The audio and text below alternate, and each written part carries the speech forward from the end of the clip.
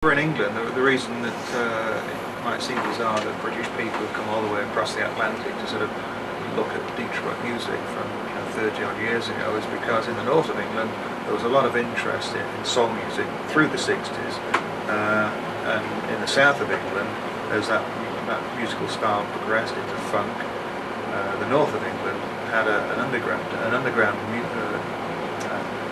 scene developed, which just stayed focused on a certain period of music in the 1960s. So, and we were part of that underground scene when it developed in the very early 1970s, when we didn't really particularly like James Brown or Bootsy Collins, or we really wanted that Motown sound of the 60s, that sort of 4 beats, that sort of pounding dance rhythm. And we used to go to clubs. The club scene developed in the UK, where you'd go in at 10 o'clock at night on a Saturday and come out at 8 o'clock Sunday morning, after listening to sort of 10 hours of up-tempo dance music. It was really the sort of precursor of rave music, house music, techno music. It was a scene that was just based around dance records and drugs, sorts of things like that. I see. I'm trying to think where to go from here. You're talking like about your book. Well, yeah, because most, as I said before, most people are aware of Motown Records because it was phenomenally successful. It was the most successful black-owned company in America, by Berry Gordy.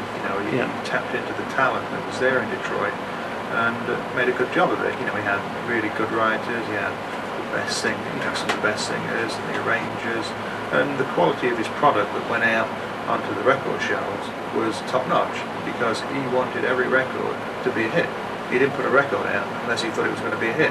But a lot of people that sort of saw him having that success and having that sort of money thought, well, I'll have a go at doing that.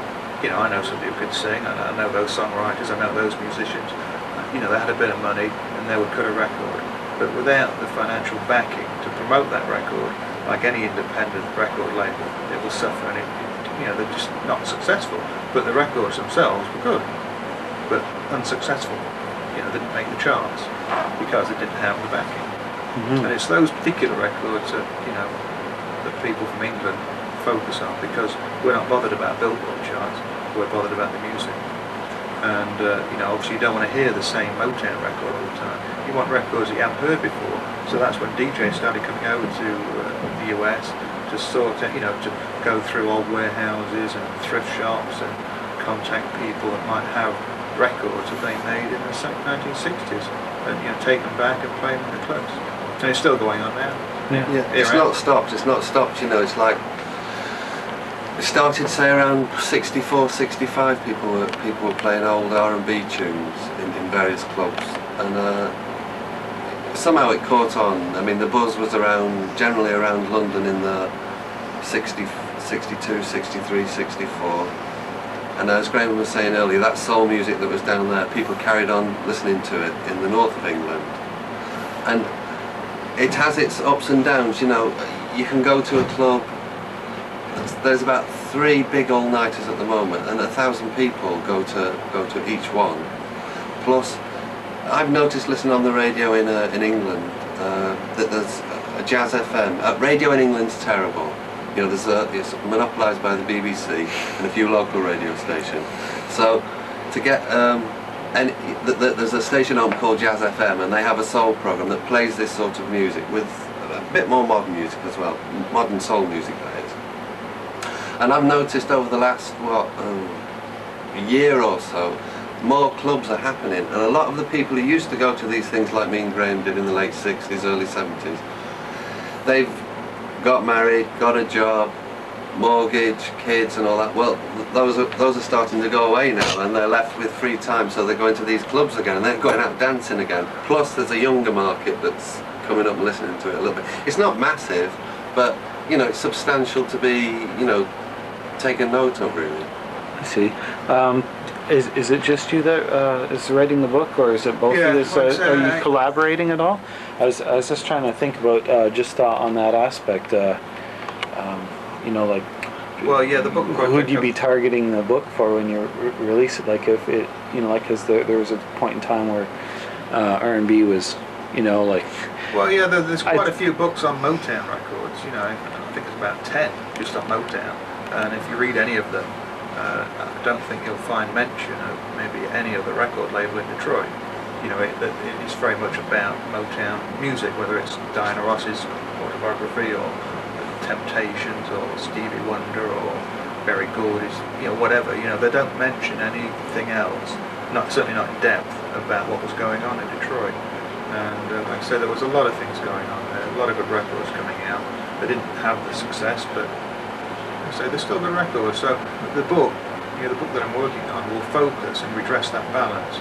I'll contact as many people as I possibly can that were involved in Detroit music and soul music in the 60s, and just give them the credit that they're due, because there were some incredibly talented people that just weren't successful. So you see like a bit of a resurgence in England to a degree of it right now? Well, as I say, it's never gone away, but there seems to be, you know, ups and downs. Like, I mean, for me, the main period for me was like 67 when I started going to these clubs, until about 73, 74, 75, somewhere around there. And then I sort of got into other things. But it had tailed off a bit. I mean, I think partly people say it's because the records were becoming worse. You know, there was people in England were making soul records or mock soul records. You know, the same sort of beat, but like the voice wasn't there. The quality of it. It's not honest, because usually when somebody comes out with something unique, it's usually honest. That sort of subculture ceased to be really an underground movement. It became really popular culture. Yeah, records got in the charts. Yeah, some of these, what we refer to as Northern Soul records, because they were popular in the north of England. They were American records, but because of that market in the north of England, they were labelled Northern Soul records. And Northern Soul became popular culture. It was fashionable. These records, some of these records are sort of doctored around with, and some of the record producers in the UK saw a market, tapped into that, and started making records and marketing them as Northern Soul, because young people wanted to be whatever, buy whatever's trendy, and that was a sort of a trend at that time. And at that point, I think I got a bit disinterested. I thought, well, this isn't really the sort of music that I find very crap music, basically. It wasn't the authentic, real McCoy Black American soul music. It was a UK version of it, made in the 1970s. So I lost interest, and I think a lot of people did through age. I mean, obviously you go through the 20s and you get interested in other things, and you focus on other things, and you go in different directions. But I mean, I've always had those records. I didn't sort of sell the ones I had. I used to DJ as well. Chris used to DJ, so I still kept those records, and I was surprised when I came over here just how many other records I didn't know. I mean, I thought I was fairly knowledgeable, but there was just so many records that came out in the 1960s that, they'd press up 500 copies, maybe sell 100 around the local stores, and, it wasn't a hit. And so you try and find that, whatever's left of that particular record, if it's a good record, you'd like a copy of it. Consequently, those rare records are very valuable. Some of the records, there was a very rare, it's actually a Motown record, that sold for over £20,000, which in Canadian terms is $50,000 for a 45. And it's not uncommon. I found records that the average price for a sort of a medium record that's pretty good, that's hard to find, is maybe 200 Canadian dollars. People don't think anything about spending that sort of money on a 7-inch piece of vinyl. Yeah. It's like the vinyl costs more than the whole recording studio. Would have done when the record was made. It seems ironic, but it is a UK market, and it is mad. It's a bit, it is a bit crazy. And I think it's peaking because, as Chris said, the people like myself, I've had children, I've got children. They've grown up. The mortgage thing isn't so much of a problem now. So people have disposable income, and they can treat themselves to these records that they couldn't have tracked down 30 years ago.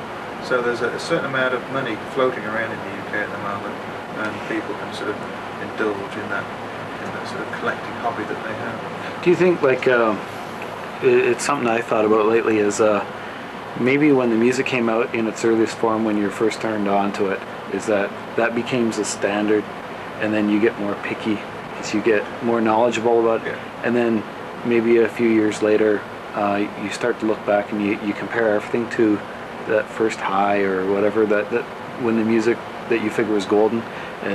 Do do you see that maybe the record companies were really smart in what do you call it, programming you to like a certain style, or you know what I mean, or a certain era, a certain quality level, and then after that you get very finicky. Well, I think we all have our own personal favourites for whatever reason, whether it's the lyrics that sort of you connect with, or whether it's that particular string arrangement in that record, whatever it is. But I don't think it's manipulated to the extent that you might think it is. Yeah. I mean, these musicians over there, somebody would dream up some lyrics, they'd get musicians together. The whole thing would probably be done in a week from start to finish. And they ran out of money, they didn't have enough to promote the thing, and it just died a bit of a death. But they were good musicians. Yeah, I'm no way knocking R&B. Like I know that the quality, well, like it's just like anything. There's quality techno music, quality blues, quality R&B. Yeah. And there's crap, the imitators. Louis Armstrong, good and bad music, Yeah. Yeah, I mean there are certainly good and bad records, and some of the good ones you can buy very cheaply because for whatever reason there might be more copies floating around. You can buy them for a few dollars, but some of the records that are worth maybe $1,000 aren't particularly good records. I've sold records for nearly $1,000 that I'm not bothered about because I don't like the thing. I don't think it's a particularly good record. But record collecting, like say stamp collecting, you don't buy a stamp because you think it's a wonderful design and you've got to have it just because it's so beautiful. Stamp collectors buy stamps because they're incredibly rare. So it gets into that sort of realm, that record collecting.